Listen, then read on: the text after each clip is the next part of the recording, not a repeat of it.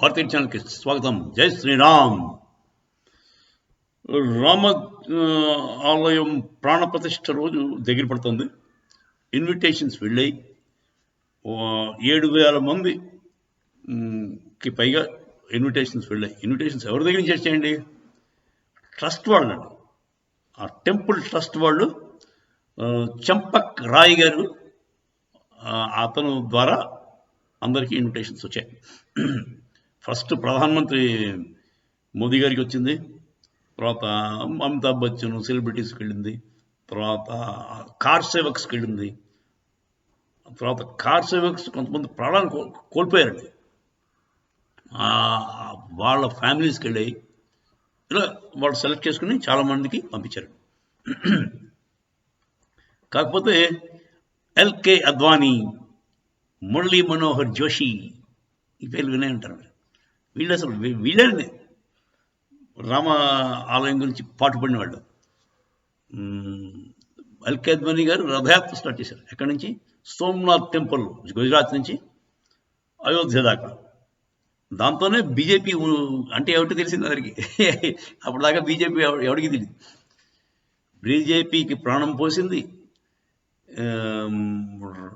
రాముల వారి ఆలయం కోసం స్ట్రగుల్ చేసింది మెయిన్ క్యారెక్టర్ ఎల్కే అద్వానీ. కాకపోతే అతని వయసు ఇప్పుడు 96 ఏళ్ళండి.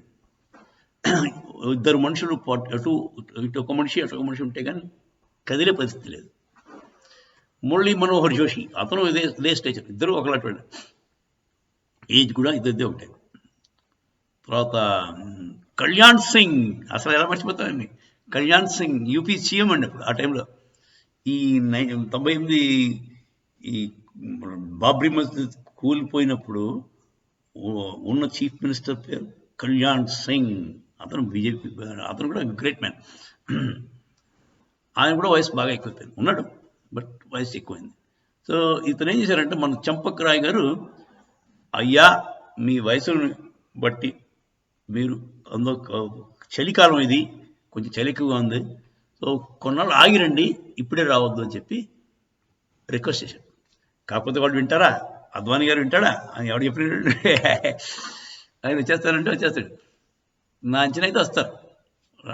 ఆయన వయసు ఏముంది, 2 రోజులు కష్టపడతారు పాపం. అంటే చుట్టుపక్కల ఇద్దరు ఎక్స్ట్రా మనుషులు పెట్టుకుంటారు, వస్తారు అని నేను అనుకుంటాను. ఆయన వస్తే బాగుంటుందని నా ఉద్దేశం. అద్వానీ లేకపోతే రాముడు కూడా ఫీల్ అవుతాడు. ఏది మా అద్వానీ ఏడి అని అడుగుతాడు రాముడు. సో ఇదండి, ఈ ప్రిపరేషన్స్ అలా జరుగుతున్నాయి. 22వ తారీఖుకి హెక్టిక్ ప్రిపరేషన్స్ అవుతున్నాయి. ఒక 5-6 కిలోమీటర్ల చుట్టూతా కూడా మంచి మంచి కన్స్ట్రక్షన్స్, వీణలు, లేకపోతే అలా డమరికలు అలాంటివన్నీ ప్లేస్ చేశారు. మంచి వాతావరణం అయితే పండగ వాతావరణం అయిపోయింది. తర్వాత స్టేట్స్ కూడా ఇప్పుడు కాంగ్రెస్ పార్టీ వాళ్ళు రావన్నారు.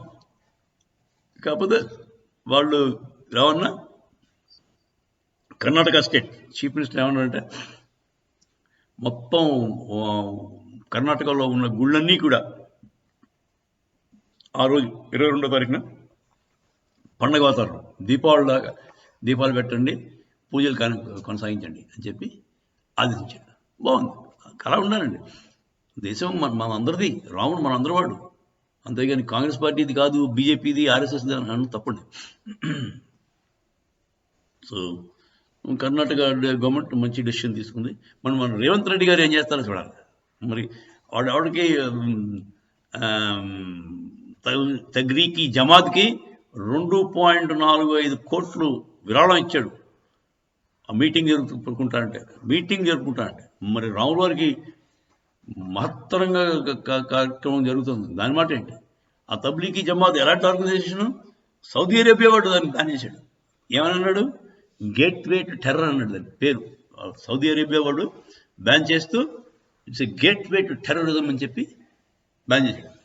రష్యా బ్యాన్ చేసింది తగ్రీపి జమాత్. అలాంటిది ఆ బ్యాండ్ ఆర్గనైజేషన్ తీసుకొచ్చి ఈడేమో 2.45 కోట్లు విరాళం ఇచ్చాడు. అది చాలా తప్పండి. మరి రాజాసింగ్ గారు గట్టిగా అడిగారు, దానికి చూద్దాం ఏం చేస్తాడు, ఏం జవాబు చెప్తాడో, ఎలా సమర్థించుకుంటాడు.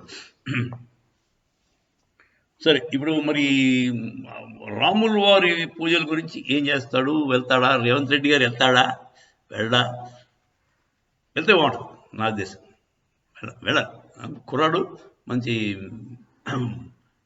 వయసులో ఉన్న ముసలివిడేం కాదు. సో వెళ్ళవలసిన అవసరం ఎంతైనా ఉంది. వెళ్ళాడంటే మనం మన హిందువులు ఫ్యాన్స్ అయిపోయి మళ్ళీ గెలిచేస్తాడు రేవంత్ రెడ్డి. అదండి రాముల వారు పాలిటిక్స్. రాముడు ఎక్కడుంటే అక్కడ విజయం తప్పదు. ఎతో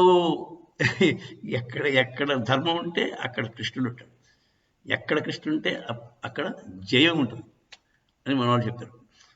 భారతంలో పాండవులు కృష్ణుడు ఉన్నారు కదా, పాండవులు కౌరవులు, వాళ్ళు ఒకవైపు కృష్ణుడు ఉన్నాడు. కృష్ణుడు ఉంటే చాలు, జయం అక్కడ ఆటోమేటిక్గా వస్తుంది. ఎతో ధర్మ తతో కృష్ణ. ధర్మం ఎక్కడుంటే అక్కడ కృష్ణుడు ఉంటాడు, అదే చేస్తుంది. జై శ్రీరామ్.